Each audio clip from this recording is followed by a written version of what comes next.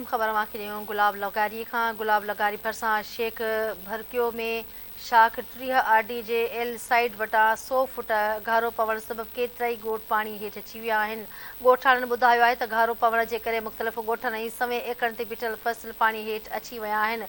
रहवासी रोडनि ते पनाह वठी लॻा आहिनि। ख़बर मां ॾियूं पिया ॻोठाणनि पारां एडवोकेट मोहम्मद हुसैन सरियाल जे अॻुवाणी में मशीनुनि ज़रिए शाख खे लॻल घारो ॿधण जी कोशिश कई पई वञे।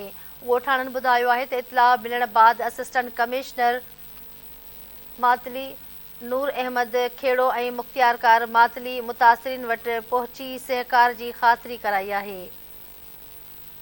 ख़बर ॾियूं पिया गुलाब लगारी खां गुलाब लगारी भरिसां शेख भरकियो में शाख 30 आरडी जे एल साइड वटां 100 फुट घारो पवण जे करे केतिरा ई ॻोठ पाणी हेठि अची विया आहिनि।